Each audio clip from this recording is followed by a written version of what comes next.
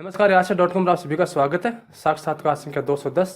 आज हमारे साथ हैं श्रीमान उमेश जी जांगिड़, जो कि टीवी डिपार्टमेंट सीकर में सुपरवाइजर के पद पर कार्यरत हैं। साक्षात्कार में पधारने बहुत बहुत धन्यवाद। तो शुरुआत करते हैं पहले पारिवारिक परिचय से। बताना चाहें परिवार में कौन कौन है फिलहाल? परिवार में मैं मेरे माता पिता की इकलौती संतान हूँ जी। 2 मेरे सिस्टर हैं जी। लड़कों में मैं अकेला ही हूँ। और बड़ी सिस्टर है, उसकी शादी हो चुकी है। छोटी सिस्टर है, उसकी शादी हो चुकी है। एक बड़ी वाली सिस्टर है, वो नाम बताएं क्रम से। संगीता जांगिड़। और छोटी वाली का है अनीता जांगिड़। आप ज्येष्ठ हैं? हाँ, मैं बीच का हूँ। अच्छा। और माता पिता क्या नाम है? माता पिता का नाम, पिताजी का नाम महेश कुमार जांगिड़ है। वो समाज सेवक हैं और सोना चांदी का काम करते हैं। गांव में ही दुकान है। जी। पीछे पीढ़ियाँ याद है? पीछे की पीढ़ियों में मेरे दादाजी थे, वो भी सोना चांदी का काम करते थे, स्वर्गीय रश्री राम प्रताप जी जांगिड़। दादी जी?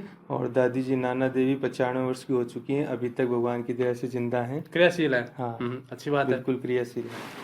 तो अपनी शिक्षा के बारे में बताएं कुछ।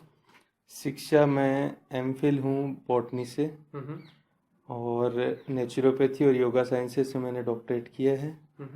और वर्तमान में मैं पीपराड़ी ब्लॉक के अंदर सीनियर टीबी ट्रीटमेंट सुपरवाइजर की पोस्ट पे कार्यरत हूँ। जी।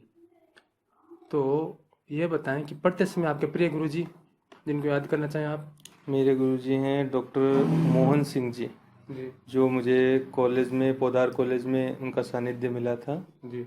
और वो वनस्पति विज्ञान पढ़ाते थे और वर्तमान में वो एनकेपी महाविद्यालय नीमका थाना में कार्यरत हैं।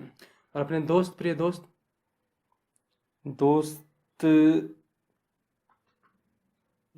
में अब कोई नहीं है, कोई इतना घनिष्ठ मित्र नहीं रहा। तो कुछ शौक, पसंद नापसंद पूछ लें? बिल्कुल। खाने में क्या अच्छा लगता है आपको? खाने में मीठा। मुझे भी अच्छा लगता है। मीठे में क्या अच्छा लगता है? मीठे में दिलकुशार है, चमचम है। क्या बात है। बेसन के लड्डू हैं। समोसा, कचौरी में कौन सा अच्छा लगती है? कचौरी अच्छी लगती है। फिल्मों में रुचि रही है? फिल्मों में रुचि रही है, पुरानी फिल्में ज़्यादा पसंद करता हूं। कौन सी कोई बताएंगे पसंदीदा फिल्म है? पुरानी फिल्म है आनंद। हाँ, राजेश खन्ना, अमिताभ बच्चन की। और प्रिय नायक अमिताभ बच्चन। और नायिका ऐश्वर्या राय। अच्छा, तो साहित्य में रुचि रही है? नहीं, साहित्य में इतनी कभी लगाव हुआ नहीं, और सच पूछो तो समय भी नहीं निकाल पाए साहित्य के लिए। खेल में रुचि रही है? हाँ, खेल में क्रिकेट पसंद है और वॉलीबॉल पसंद है। वॉलीबॉल और खेल और ये कैरम बोर्ड। तो ये बताएं कि आजीविका की शुरुआत कौन से सन में हुई? 2005 में। 2005 में सबसे पहले मैंने ज्वाइन किया विनायक कॉलेज सीकर में। वहाँ पे मैं वाइस प्रिंसिपल रहा 3 साल। उसके बाद में मैंने रामकुमारी महाविद्यालय है मुकुंदगढ़ मंडी, उसमें पढ़ाया। महर्षि दयानंद कॉलेज है झुंझुनू में, उसमें पढ़ाया जी। और 2 महीने यहाँ लक्ष्मणगढ़ में भी पढ़ाया तोदी कॉलेज के अंदर जी। और विनायक कॉलेज है यहाँ पे लक्ष्मणगढ़ के अंदर, उसका प्रिंसिपल रह चुका हूँ मैं 1 साल। तो पहले शिक्षा में हाथ आजमाया? हाँ, पहले शिक्षा में। बाद में सरकारी सेवा में नियुक्ति कब हुई? सरकारी सेवा में एक्चुअली नियुक्ति अभी कंप्लीटली नहीं मान सकते, क्योंकि हम लोग नेशनल हेल्थ मिशन के तहत हैं। अभी परमानेंट नहीं है जी। कॉन्ट्रेक्चुअल है, बेसिस पे है। वो 2012 में एक बार हुई थी। 12 से लेके 13 तक 1 साल के लिए कॉन्ट्रैक्ट पे हमको लिया गया था जी। उसके बाद में वो कॉन्ट्रैक्ट डिसमिस हो गया था। उसके बाद में अब 2015 सितंबर के अंदर मैंने दोबारा से ज्वाइन किया जी। तो वो लाभ जो मिलने चाहिए सरकारी कर्मचारी को, वो नहीं मिल पाएंगे? बिल्कुल, कोई सरकारी कर्मचारियों को कोई लाभ हमको नहीं मिलते हैं। कॉन्ट्रैक्चुअल स्टाफ के नियमित जो फिक्स लाभ हैं वही हैं। महीने में 1 छुट्टी होती है। 1 छुट्टी। तो साल के अंदर 12 छुट्टियाँ। तो रविवार शनिवार को छुट्टी होती है? रविवार की छुट्टी मिलती है, जीएच मिलती है। जीएच जितनी भी हैं वो सब मिलती हैं, और संडे की छुट्टी मिलती है। संडे छुट्टी मिलती है। और कार्य शुरू करने का समय गर्मियों के अंदर 8 से 2 है और सर्दियों में 9 से 3 है। और वैसे 24/7 है, क्योंकि हमारे सुपरवाइजिंग की ड्यूटी है, तो कभी भी कहीं से भी यदि किसी पेशेंट का कॉल आता है तो हमको वहाँ पे जाना होता है। तो वर्तमान में क्या क्या दायित्व हैं आपके? वर्तमान में मेरा दायित्व ये है कि पिपराड़ी ब्लॉक के अंदर जितने भी टीबी के पेशेंट चल रहे हैं या जो टीबी के पेशेंट फील्ड में हैं जिनका डायग्नोसिस नहीं हो पाया है, जी जी, उनको जितनी जल्दी हो सके नियरेस्ट हॉस्पिटल के अंदर डायग्नोस करवाना और उनका जल्दी से जल्दी इलाज चालू करवाना। मैंने सुना था, पढ़ा था कहीं कि आजकल जो बैक्टीरिया हैं टीबी वाले, वो इतने ज़्यादा जिद्दी हो गई कि जो वर्तमान जो दवाइयाँ हैं टीबी की, वो फेल हो रही हैं उनके सामने। बिल्कुल, वो उनको खा के और ज़्यादा मजबूत हो रहे हैं। सही बात है? बिल्कुल। इस वक्त कंडीशन ये हो गई है, कई बार क्या होता है कि पेशेंट है वो दवाई हम उसको देते हैं, दवाई का लिमिटेड कोर्स होता है 6 महीने, 8 महीने और 24 महीने। जी जी लेकिन एक्चुअली में क्या होता है, पेशेंट 2 महीने दवा लेता है, जी, 2 महीने बाद उसको जैसे रिलीफ होता है वो दवाइयों को छोड़ देता है। छोड़ने के बाद वो 2 महीने तक ठीक रहता है, उसके बाद में दोबारा जब वो बैक्टीरिया डेवलप होता है तो वो और रेजिस्टेंट होकर उस डेवलप लेवल होता है। तक ऊपर का जाता है। हाँ, तो जब भी फिर दोबारा जब वो पेशेंट हमारे पास आता है तो वो पर्टिकुलरली उस बैक्टीरिया के प्रति रेजिस्टेंट होता है। तो उसको जैसे पहले 6 महीने का हमने कोर्स चलाया, जी जी, उसके बाद में जब दोबारा आता है तो हमको उसके 8 महीने का कोर्स चलाना होता है। और जरूरी नहीं उसके 8 महीने का कोर्स चले, हो सकता है वो बहुत ज़्यादा रेजिस्टेंट हो तो उसके 24 महीने का MDR का ट्रीटमेंट भी चलाना पड़े। तो सरकारी क्या क्या प्रयास रहते हैं, सहायता रहती हैं इसके लिए? सरकार की तरफ से जितनी भी जांचें हैं, टीबी से रिलेटेड जितनी भी जांचें हैं वो सब हॉस्पिटल के अंदर फ्री हैं। टीबी की दवाइयाँ बिल्कुल निःशुल्क हैं। जी जी, पेशेंट है उसको आने जाने का किराया दिया जाता है जांच करवाने के लिए।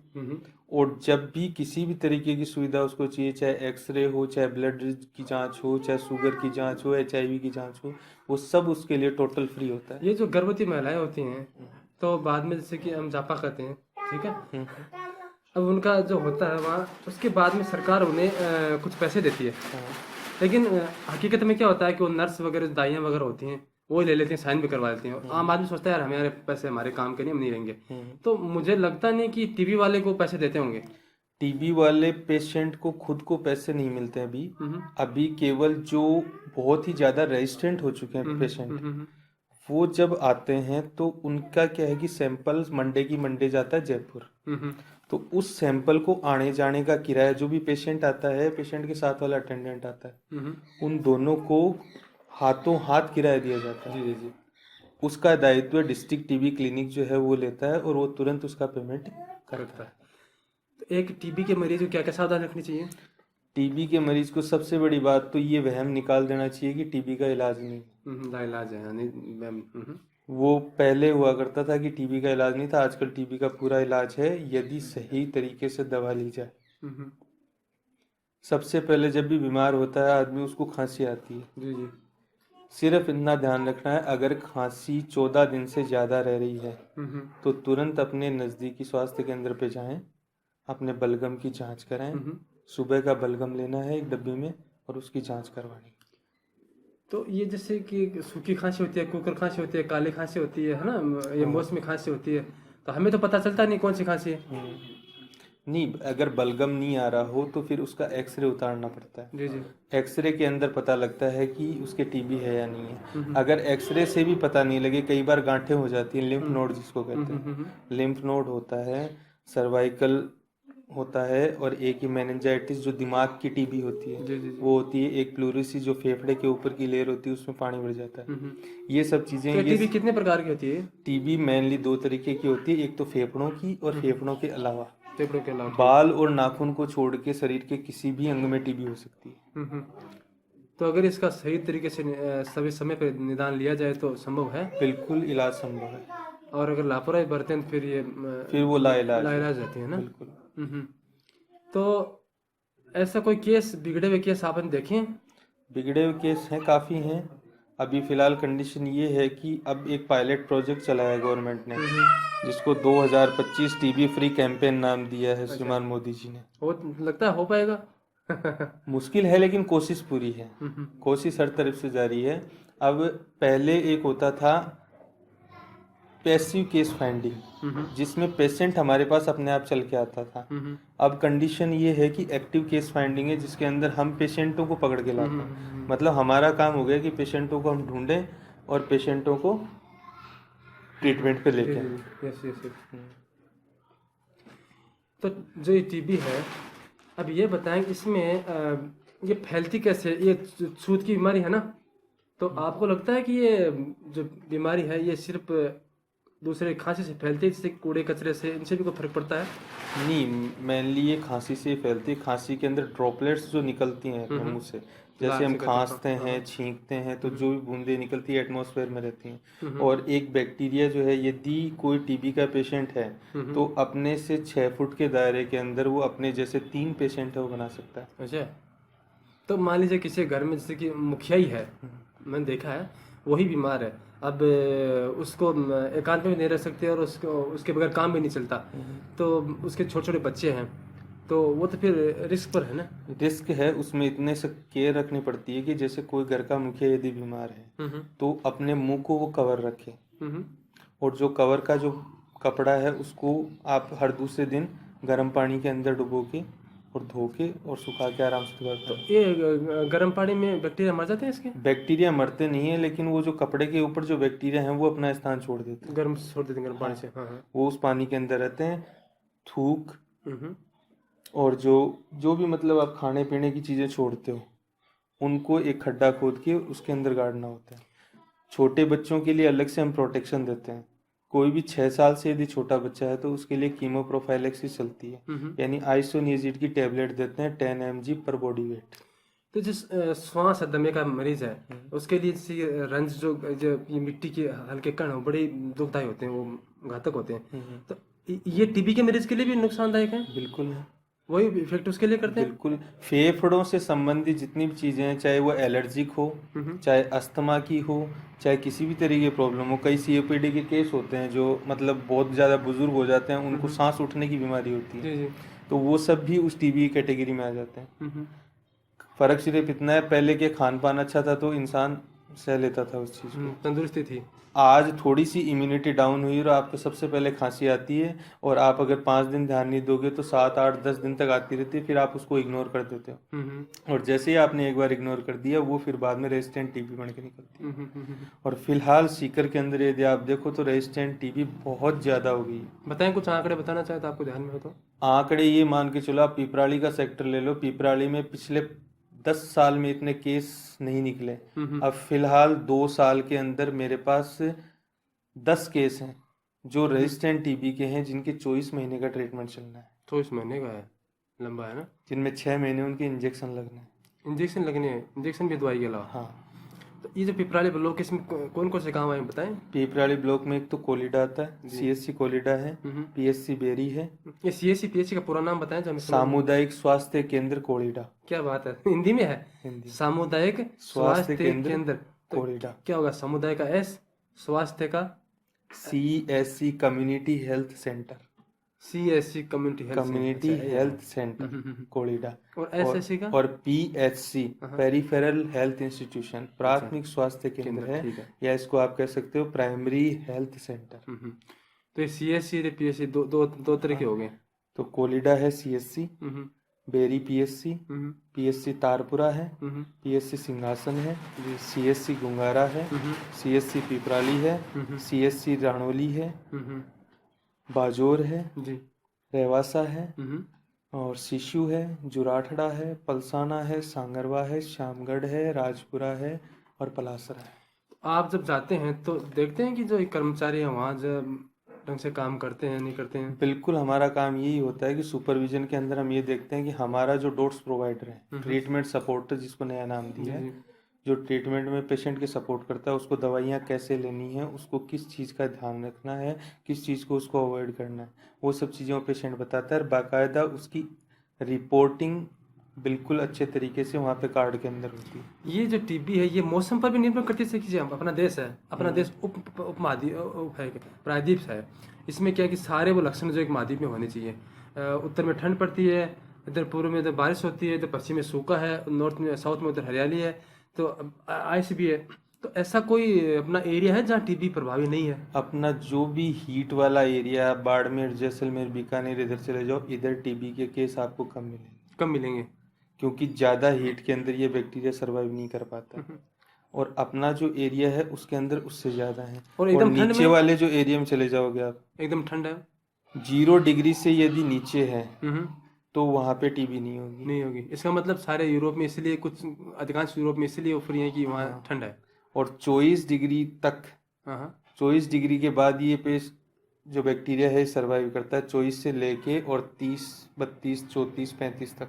और उसके ऊपर हो तो फिर मर उसके जाता बाद है। में बैक्टीरिया तो इसका मतलब धीरे-धीरे गल्फ में से इधर इसलिए कम है और हाँ, यूरोप में भी कम है। बिल्कुल। ये हमारा इंडिया एरिया, में इसीलिए हमारा ज़्यादा है। एरिया की यहाँ सब कुछ मिलता है। और इन टीबी का सबसे पहला इलाज है वो इंडिया ने ही चालू किया है। RNTCP जो प्रोग्राम है, ये पहले नेशनल ट्यूबरकुलोसिस कंट्रोल प्रोग्राम था, ये इंडिया की ही देन है। लेकिन अब जो दवाइयाँ हैं वो सारी जो विदेशी कंपनियां हैं, चाहे ल्यूपिन हो चाहे कोई और हो, इनकी दवाइयाँ आ रही सारी ब्रांडेड है, चेकिंग है, और वर्ल्ड हेल्थ ऑर्गेनाइजेशन उसको सपोर्ट करता है। कोई मांग जो सरकार रखना चाहे, कोई चीज़ जो कमी महसूस होती है आपको इस प्रोग्राम में? प्रोग्राम में यूं कमी नहीं निकाल सकते अपने, क्योंकि हम प्रोग्राम का एक हिस्सा है। प्रोग्राम बहुत बड़ा है, होता है। पूरे वर्ल्ड में चल रहा है प्रोग्राम। तो वर्ल्ड का प्रोग्राम जिस तरीके से सेटल किया उस तरीके से काफ़ी अच्छा है। लेकिन अभी जो वर्तमान में रिपोर्टिंग चालू की है तो कई बार क्या होता है कि प्रोग्राम होता तय किसी स्थान विशेष के लिए होता है, लेकिन समय के स्थान के हिसाब से ज़रूरतें बदल जाती हैं।